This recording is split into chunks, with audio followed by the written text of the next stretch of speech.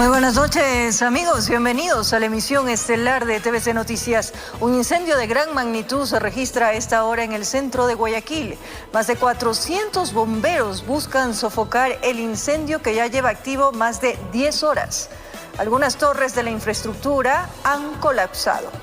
Además, el BIES anunció la modificación del plan Credicasa. Miles de afiliados y jubilados podrán acceder a un préstamo de vivienda de hasta $65,000 con una tasa del 2,99% y un plazo de hasta 25 años. Los detalles en breve. Aquí iniciamos. En Solanda, un presunto bar que ofertaba encuentros sexuales de intercambio de parejas fue clausurado por personal de la AMC. El sitio, señalaron las autoridades, tenía instalado un sistema de videovigilancia interno hasta en las habitaciones.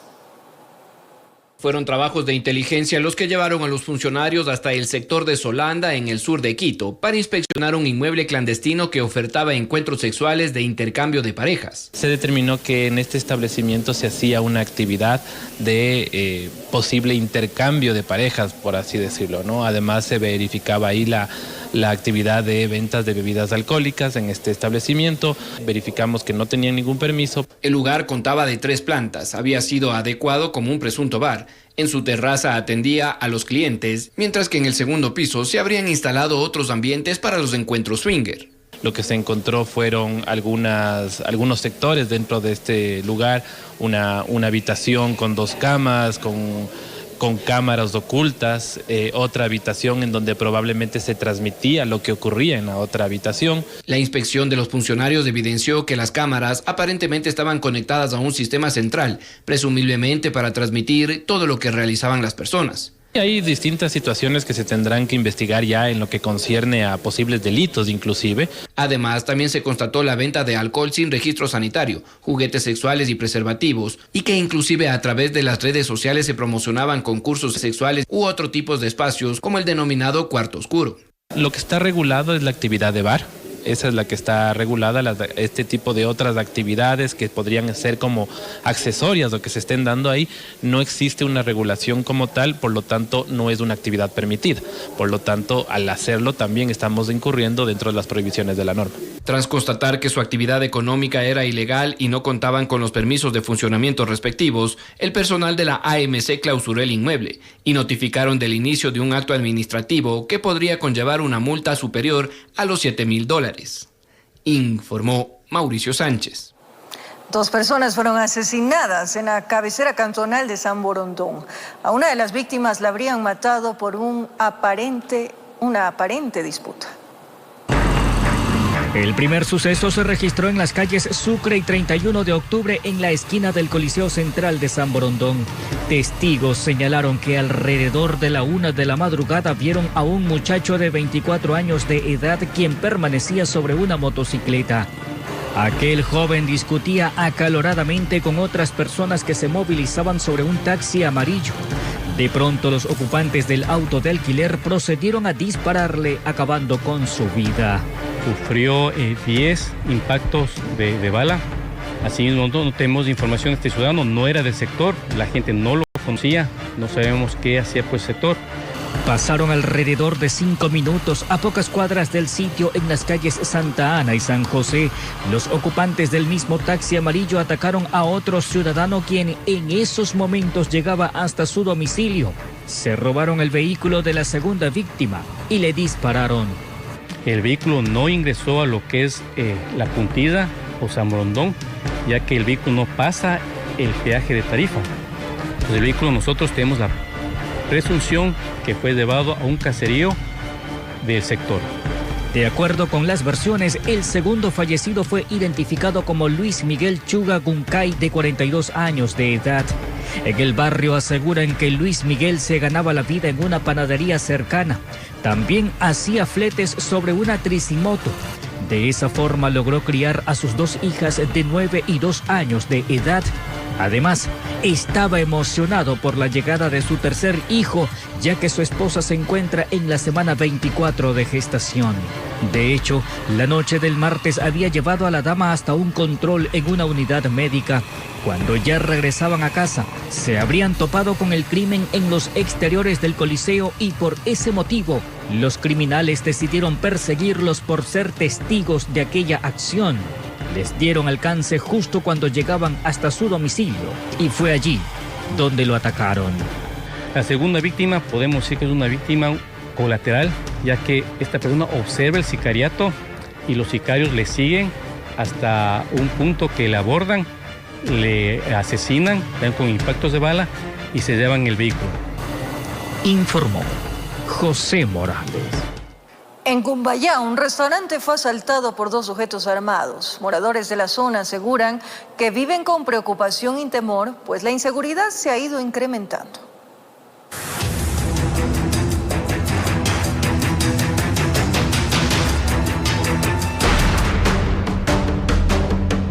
El asalto ocurrió el pasado martes, cuando 2 individuos ingresaron a un restaurante del sector de Cumbayá portando armas de fuego. Las imágenes de videovigilancia muestran cómo los sospechosos con casco puesto entran al local de forma violenta para cometer el delito. Según conversan que ahí están, se pone uno a un lado, otro a otro lado y ya entran a robar. Y si no les entregan, ahí mismo le están matando. En el desarrollo de la grabación se observa que uno de los asaltantes incluso rastrilla su arma. Una acción que evidencia la amenaza directa contra quienes se encontraban en el interior del establecimiento al momento del robo. Nos mantenemos en zozobra, nos mantenemos con miedo, nos toca abrir, no podemos hacer nada más, tenemos que trabajar. Y realmente nos mantenemos en el local a veces hasta 3, 4 personas para que evitar todo estos robos. Ante la situación, moradores y comerciantes del sector manifestaron su preocupación ante el incremento de hechos delictivos, señalando que este tipo de actos ya no son aislados y generan un clima constante de inseguridad. Últimamente es que entran con armas, son personas que son de motos, a veces son los repartidores que andan muy infiltrados. Entonces, o sea, eso es lo que se escucha, que con armas, con cuchillos, así. La ciudadanía exige mayor presencia policial y controles permanentes, ya que temen que este tipo de asaltos continúen repitiéndose en una zona considerada hasta hace poco como tranquila y segura. Informó Javier Rosero. 4 delincuentes emboscaron a un ciudadano por robarle. Los sujetos con cuchillos y armas de fuego por poco lo matan a golpes. El brutal ataque contra el inspector de un colegio ocurrió en el norte de Quito.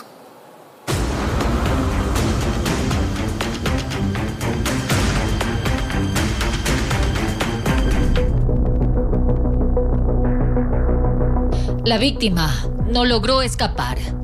En su desesperación empujó a uno de los delincuentes. Entonces, otro de ellos lo golpeó directo en la cabeza. Trató de apuñalarlo. Recibió tremenda paliza. Fue cuando un tercer antisocial lo atacó con una patada directo en el rostro. El conductor de un vehículo quiso intervenir, pero fue amenazado con un arma de fuego. Le dijeron que lo iban a matar, entonces huyeron. Desde otro ángulo se ve al ciudadano correr para evitar que le roben, pero ellos eran 4 en 2 motocicletas. Intentaron matarlo. Una serie de golpes, sin posibilidad de defenderse.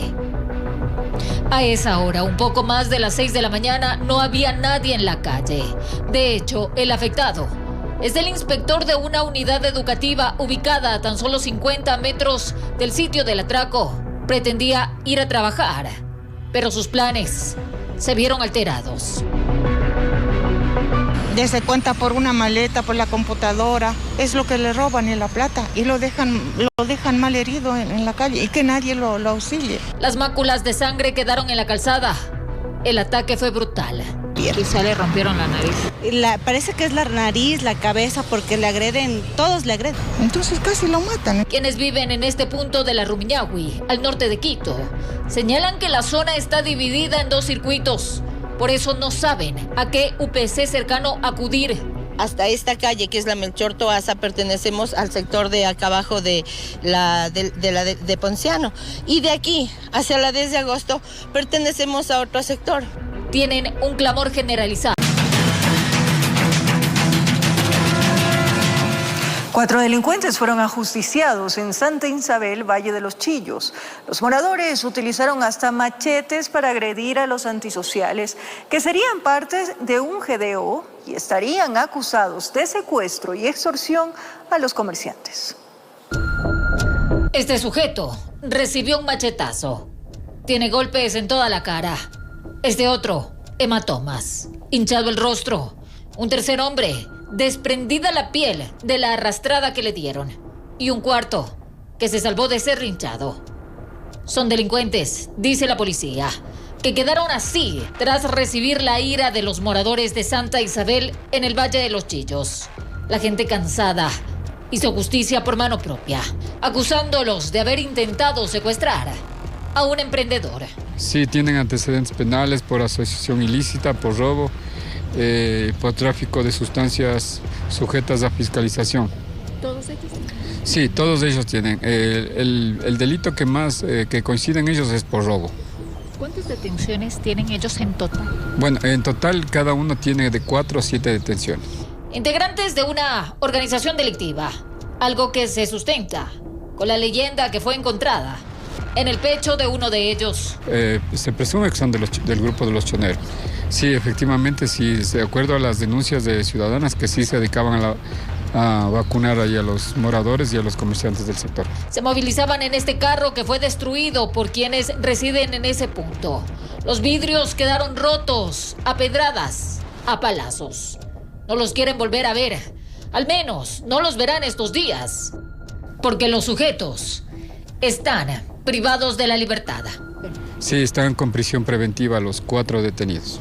No es la mejor opción tomar la justicia por mano propia, pero están cansados.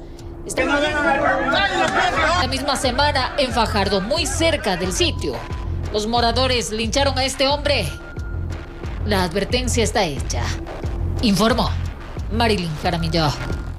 La Policía Nacional elevará una queja al Consejo de la Judicatura por la actuación de una jueza que otorgó medidas sustitutivas y la liberación a una supuesta banda dedicada a desmantelar carros en Quito. Unos 100 uniformados participaron de la operación que logró su captura tras 4 meses de investigación. Desde la institución del orden cuestionan la decisión de la magistrada.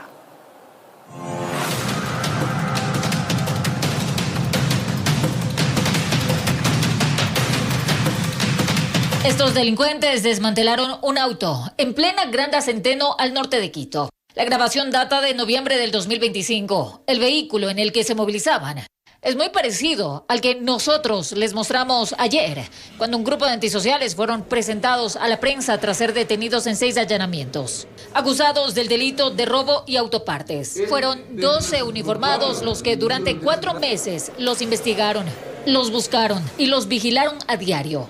Hicieron hasta lo imposible para dar con ellos. Hasta que finalmente llegó el día de dar el golpe. Se necesitó 6 equipos tácticos, 20 carros, 6 fiscales, la emisión de boletas de detención por parte de jueces. Alrededor de 100 uniformados participaron de esa intervención. Una vez detenidos, los llevaron a la unidad de flagrancia. La fiscal que llevó la investigación pidió prisión para ellos. Pero esta respuesta les dio la jueza. Sí, las medidas sustitutivas a la prisión preventiva fue la orden de prohibición de salida del país y presentarse 2 veces ante la Fiscalía a la semana. Y claro, ordenar prisiones de absoluta competencia de la magistrada. Algo que cuestiona el jefe de la Policía Judicial. Este argumento recibieron.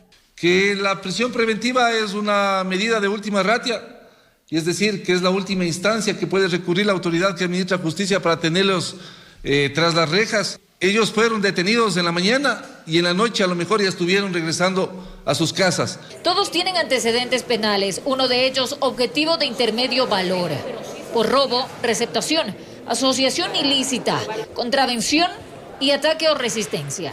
Hasta ayer el hombre tenía 10 detenciones. Seguro no serán las últimas.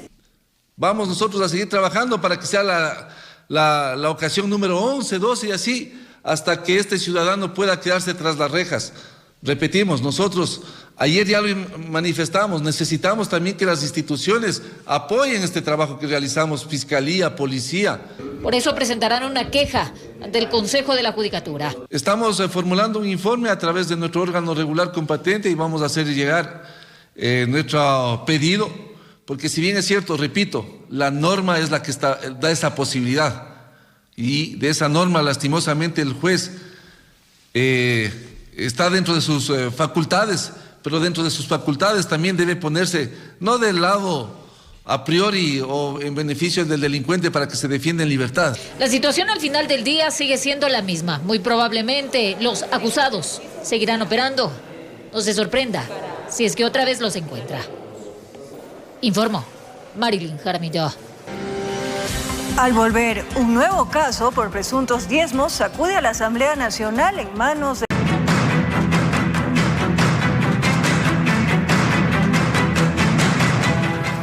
A esta hora vamos a contactarnos con nuestra compañera Maite Morán, quien se encuentra desde el sector del edificio Multicomercio en Guayaquil, donde se ha producido un incendio de gran magnitud que no ha podido ser contenido en más de 10 horas.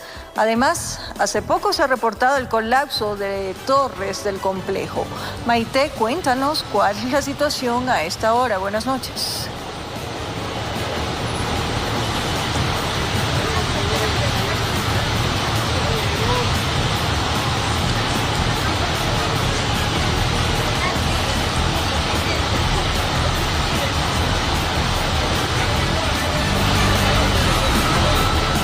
Te escuchamos, adelante.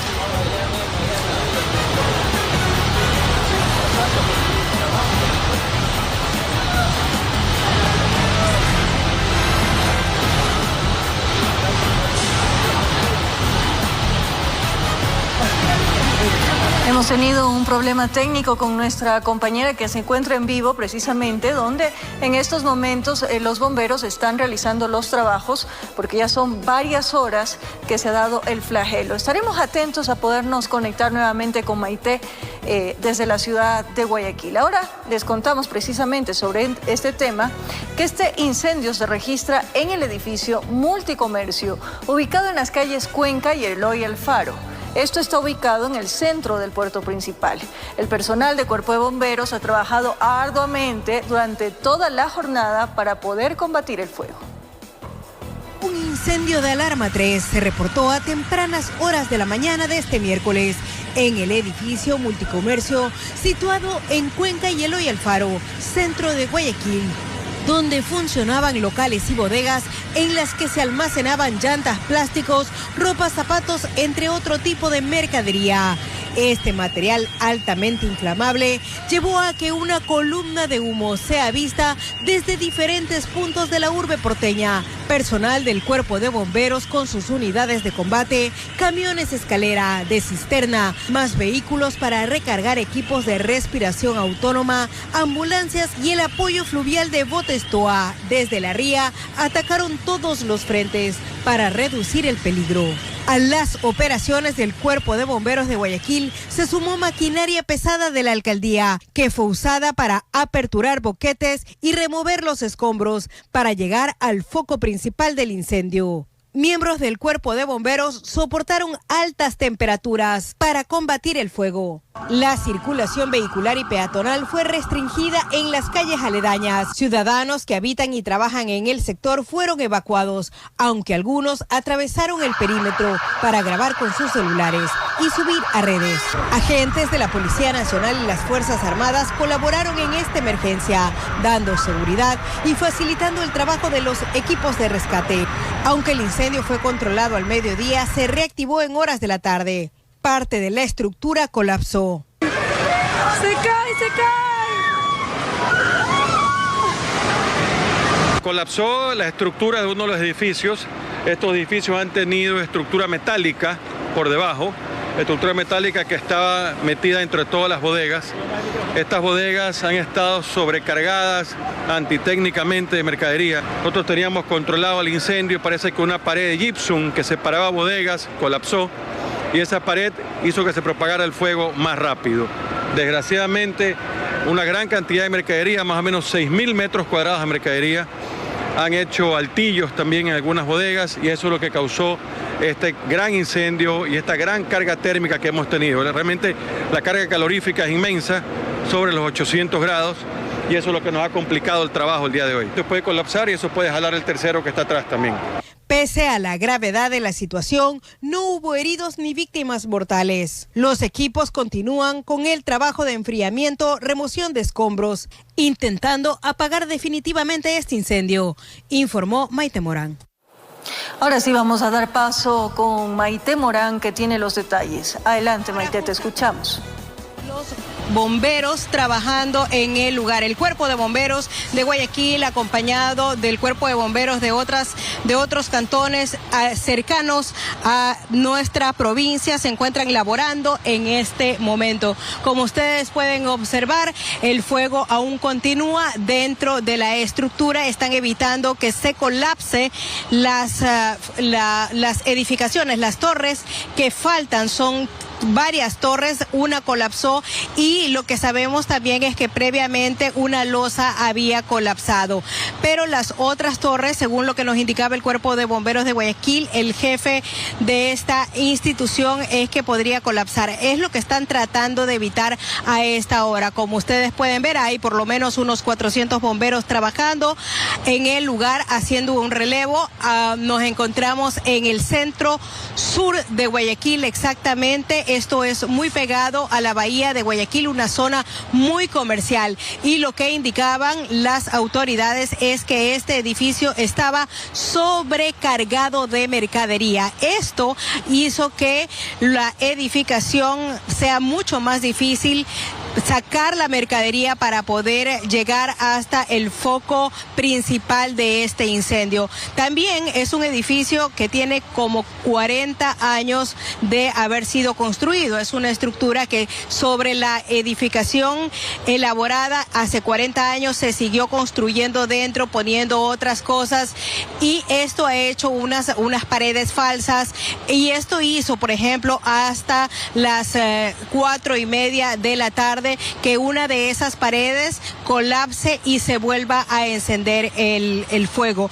De lo que nosotros sabemos en este momento, estamos esperando información ya oficial del Cuerpo de Bomberos de Guayaquil para intentar conocer cómo van hasta el momento y hasta cuándo van a permanecer en el lugar. Por lo menos por ahora el Cuerpo de Bomberos nos ha indicado que pasarán toda la madrugada y esperan terminar su accionar en horas de la mañana. Por ahora ustedes continúan con mayor información. Gracias por esa información de última hora, Maite. Y ahora vamos a ir de inmediato con nuestro compañero Miguel Bedoya, quien se encuentra en los exteriores de la cárcel 4, donde se espera que llegue el alcalde de Guayaquil, Aquiles Álvarez, quien deberá cumplir prisión preventiva por la investigación del caso Goleada. Miguel, te escuchamos. Adelante. María Fernanda, amigos televidentes, muy buenas noches. En efecto, nos encontramos en los exteriores de la cárcel 4, acá en el norte de la capital, donde se espera que en los próximos minutos haga su arribo el alcalde de Guayaquil, Aquiles Álvarez, y otros de quienes también el juez Jairo García dictó prisión preventiva dentro del denominado caso Goleada. Durante la tarde de este 11 de febrero, justamente, el juez anticorrupción acogió el pedido de la Fiscalía, que había solicitado la prisión preventiva contra los 11 procesados dentro de esta causa que se investiga delincuencia organizada con fines también de lavado de activos y defraudación tributaria. Sin embargo, el juez únicamente dictaminó la prisión preventiva contra 5 de los 11 procesados y contra los otros 6 se dictaminó las medidas sustitutivas, y contra uno de ellos, por ser de la tercera edad, se dictaminó el arresto domiciliario. Como podemos observar en imágenes, acá existe la presencia de militares y de policía. Justamente hace unos pocos minutos hizo su arribo este último contingente militar de aproximadamente unos 15-20 miembros de la institución para brindar más seguridad en lo que será ya en los próximos minutos la llegada del alcalde de la ciudad de Guayaquil, Aquiles Álvarez. Pero para conocer más detalles de lo que ocurrió justamente en la jornada de audiencia de formulación de cargos realizada en el Complejo Judicial Norte, les hemos presentado el siguiente informe.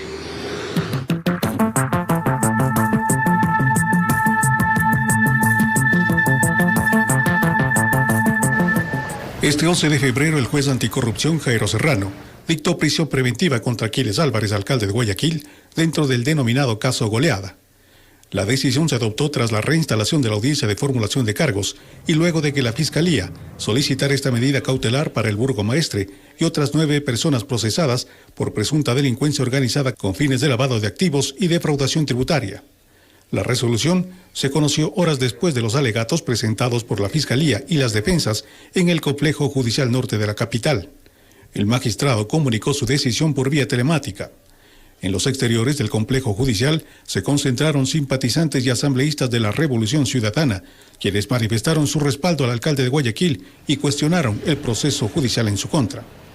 Los abogados de los detenidos sostuvieron que la imputación fiscal se basa únicamente en chats de una persona vinculada al caso AAA y que no existirían otros elementos probatorios suficientes que justifiquen las medidas adoptadas. Sí existe una denuncia primero anónima, existe un peritaje supuestamente a unas conversaciones en chats de un teléfono que una persona, la que denuncia es la que entrega. Entonces nosotros creemos que esto es un caso que se está armando con la Fiscalía en base a una cooperación de esta persona. No hay ninguna justificación, solo por unos chats de una persona que se encuentra procesada en AAA.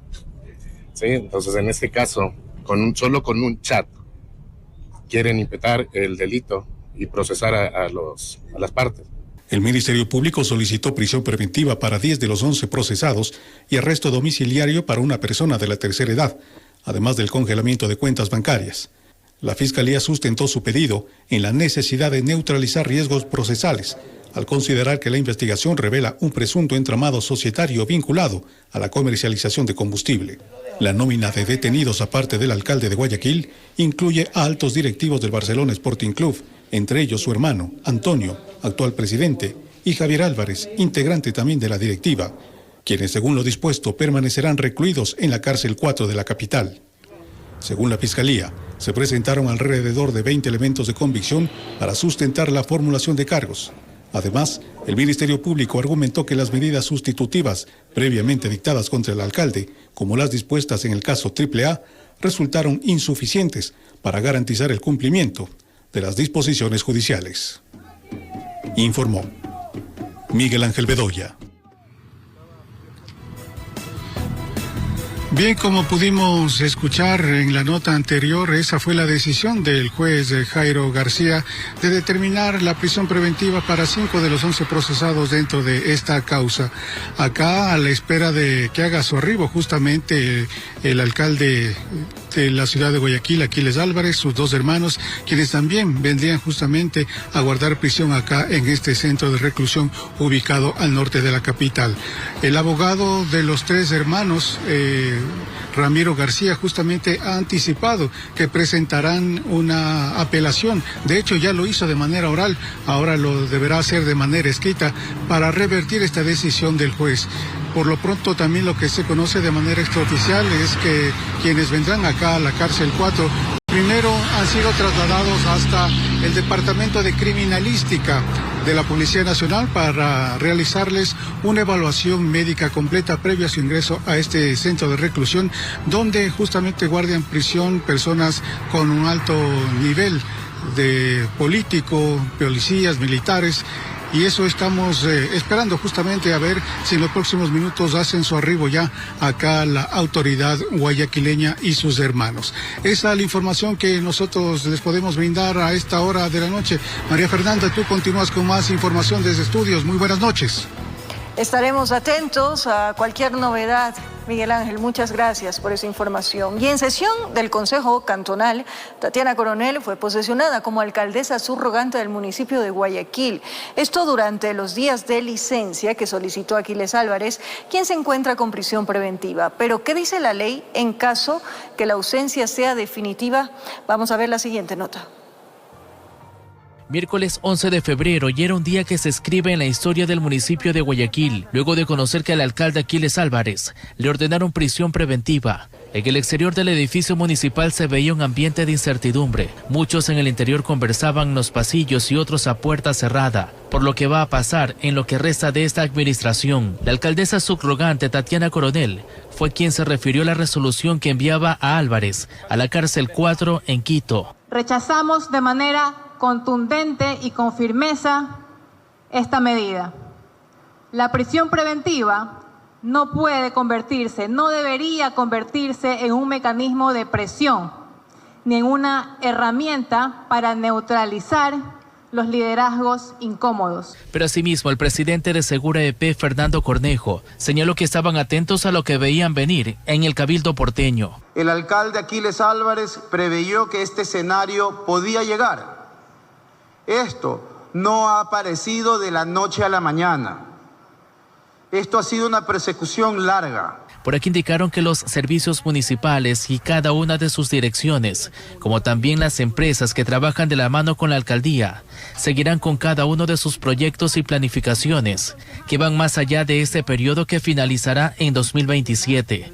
Hemos hecho una planificación con una continuidad hasta el 2031. El municipio de Guayaquil no se detiene. El municipio de Guayaquil no va a parar. Aquí hay estructura, aquí hay equipo. Tatiana Coronel fue posesionada en horas de la mañana en sesión de Consejo Cantonal como alcaldesa subrogante, considerando la solicitud que también fue aprobada en este día, en la que el alcalde Aquiles Álvarez se refiere a una licencia sin sueldo por el periodo que va desde el 10 al 24 de febrero de este año. El caso Goleada podría abrir otras líneas investigativas, y en este escenario el Código Orgánico de Organización Territorial, Autonomía y Descentralización COOTAC establece en su artículo 62 que son atribuciones del vicealcalde o vicealcaldesa subrogar al alcalde o alcaldesa en caso de ausencia temporal mayor a 3 días y durante el tiempo que dure la misma. En caso de ausencia definitiva, él o la vicealcaldesa asumirá hasta terminar el periodo. La autoridad reemplazante recibirá la remuneración correspondiente a la primera autoridad del Ejecutivo. Y de eso le consultamos a la alcaldesa subrogante. Gracias. ¿Esperanza que el alcalde vuelva a sentarse nuevamente aquí en la mesa? ¿Por cuánto tiempo va a permanecer sin Permiso. de la prisión preventiva? Permiso. Para la tarde de ese jueves está convocada una concentración en el exterior del Parque Centenario en respaldo a Aquiles Álvarez, informó Charlie Pisa. Todavía no se conocen los nombres de quienes podrían integrar la terna para nombrar el reemplazo de Alexandra Villasís, quien no pudo asumir la presidencia temporal del Consejo de la Judicatura. Sin embargo, el Pleno de la Corte Nacional de Justicia ya tuvo conocimiento del pedido del Consejo de Participación Ciudadana y Control Social.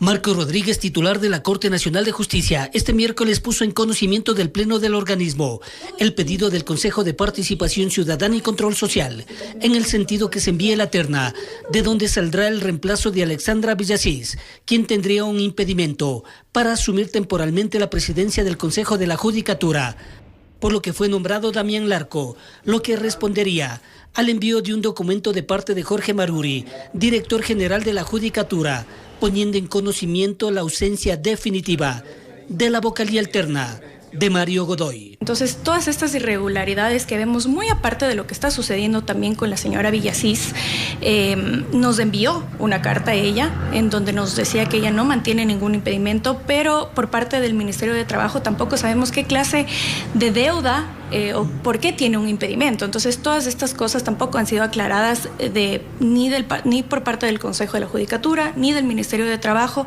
y ayer tampoco por el Consejo de Participación. La vocal del Consejo de Participación, Nicole Bonifaz, se abstuvo de votar para el pedido de la terna, exhortando a la Corte de Justicia a ser prudente. Ellos tienen que, por su parte, también actuar como pleno de la Corte Nacional y enviar algún tipo o solicitar al Ministerio de Trabajo algún tipo de documento para tampoco caer pues en estas yo digo irregularidades, que es lo que está sucediendo en este momento. Roger Arceli, del Observatorio Legislativo, no se despega de las críticas. El adelantarnos a pensar que ya debe proceder la Corte Nacional de Justicia.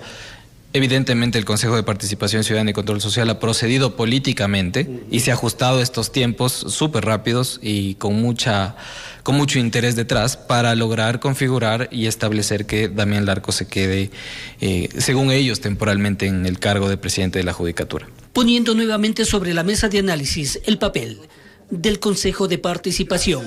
Al respecto de los concursos públicos que han determinado autoridades que claramente no han tenido la probidad suficiente para manejar adecuadamente la administración de justicia. Es un debate necesario en la posibilidad de que la designación de autoridades vuelva a la legislatura nacional, en donde posiblemente ese órgano con mayor representación podría dar un resultado distinto a las autoridades de control que tenemos actualmente. Nueva terna, cuyo plazo sería de 10 días para presentarla, informó Héctor Romero. Las lagunas del Parque La Alameda y La Carolina en Quito permanecerán valladas para precautelar la integridad de estos espacios durante el carnaval. El municipio además anunció sanciones para quienes realicen juegos violentos durante el feriado.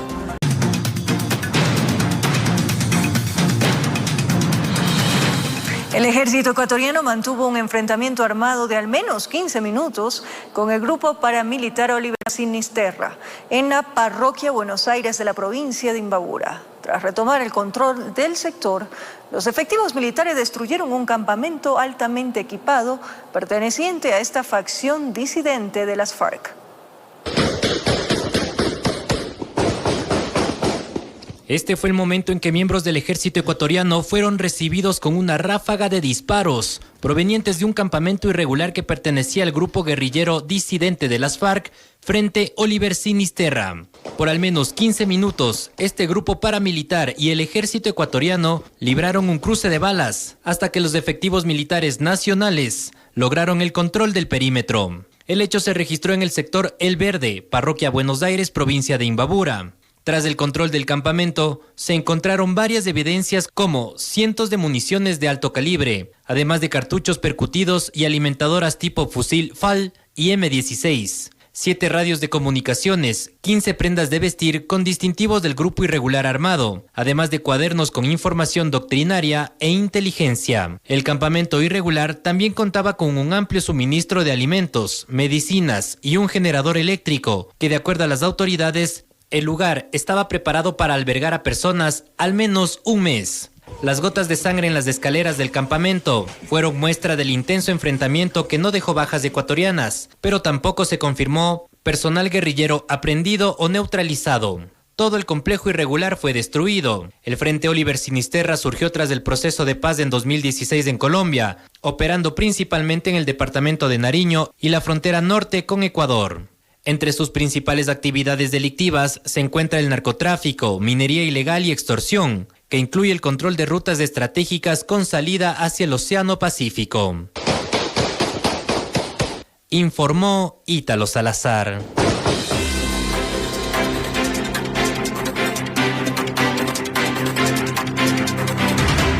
El BIES anunció la modificación del plan Credicasa y acerca a miles de afiliados y jubilados al sueño de tener vivienda propia con créditos de hasta 65.000, con una tasa del 2,99% y un plazo de hasta 25 años. El anhelo de miles de afiliados y jubilados de acceder a una vivienda propia podría estar más cerca, luego de que el Banco del Instituto Ecuatoriano de Seguridad Social anunciara la modificación de las condiciones del Plan Credicasa, el crédito hipotecario que ofrece la tasa de interés más baja del mercado, del 2,99% anual, con un plazo de hasta 25 años. La entidad informó este 11 de febrero que los ajustes responden a la alta demanda que ha tenido este programa desde su lanzamiento el pasado 27 de enero, especialmente entre ciudadanos que veían limitado su acceso por el monto máximo de financiamiento y el valor de las viviendas disponibles en el mercado. Uno de los principales cambios es el incremento del monto máximo de endeudamiento, que pasa de $50.000 a $65.000. De igual manera, el avalúo máximo del inmueble pasa desde los $55.409 a los $71.504, lo que amplía significativamente la oferta de viviendas a las que pueden acceder los beneficiarios. Además, el plan Credicasa ahora incluye la posibilidad de financiar viviendas de una sola habitación, es decir, tipo suites, una opción que antes no estaba contemplada y que resulta clave para quienes buscan su primera casa con un presupuesto más ajustado. Con estas modificaciones, el BIES prestará hasta $65.000 para la adquisición de inmuebles cuyo valor llegue a los $71.504, manteniendo como condición que el crédito sea destinado exclusivamente a la compra de la primera vivienda del afiliado o jubilado. Para acceder al plan Credicasa, los afiliados en relación de dependencia deben contar con al menos 36 aportaciones, de las cuales las últimas 13 deben ser consecutivas. Los afiliados voluntarios requieren 36 aportaciones continuas. Los jubilados deben percibir una pensión y las personas con discapacidad necesitan un máximo de 18 aportaciones. En todos los casos, los ingresos familiares no deben superar los $1.527.94. Con estos cambios, el BIES apunta a convertir en una realidad el sueño de la casa propia para más ecuatorianos, ajustando el crédito hipotecario a las... Gracias por seguir en sintonía de la emisión estelar de TVC Noticias. Las lagunas del Parque La Alameda y La Carolina en Quito permanecerán valladas para precautelar la integridad de estos espacios, así lo informó el municipio. Las autoridades señalaron además que más de 25 piletas de la ciudad se vaciaron. Conozca cuáles son las sanciones a las que se expone la ciudadanía si realiza juegos violentos durante el carnaval. 27 piletas ubicadas en plazas, parques y zonas públicas en Quito fueron vaciadas y apagadas hasta que culmine las festividades por el carnaval. De acuerdo a las autoridades municipales, el objetivo es resguardar la integridad de la ciudadanía y mantener los espacios públicos en buenas condiciones durante este feriado. La medida fue aplicada desde el pasado martes 10 de febrero y estará vigente hasta el próximo miércoles 18 del mismo mes. Para el caso específico de las lagunas de los parques La Alameda en el centro histórico y La Carolina en el norte de Quito, sus perímetros fueron vallados para evitar que personas hagan un mal uso de estos lugares. Mientras que las piletas ubicadas en Guajaló, Boulevard de la Avenida de los Chiris, Plaza Artigas, Miraflores, Parque Inglés, entre otras, no estarán activas para evitar accidentes dentro de estas infraestructuras, sobre todo en estudiantes de unidades educativas cercanas. Estos lugares contarán con presencia de Policía Nacional, al igual que agentes de control metropolitano y funcionarios de la empresa de agua potable. De acuerdo a la Ordenanza Municipal 201, el uso indebido de los espacios públicos sin autorización será sancionado con una multa de $100, que se puede duplicar en caso de reincidencia. Pero si producto de un juego violento de carnaval, una persona causa daño a otra, el Código Orgánico Integral... Amigos, gracias por su compañía, cariño, pero sobre todo esa fiel sintonía. Nos reencontramos mañana a 22 horas. Como siempre, un abrazo grande.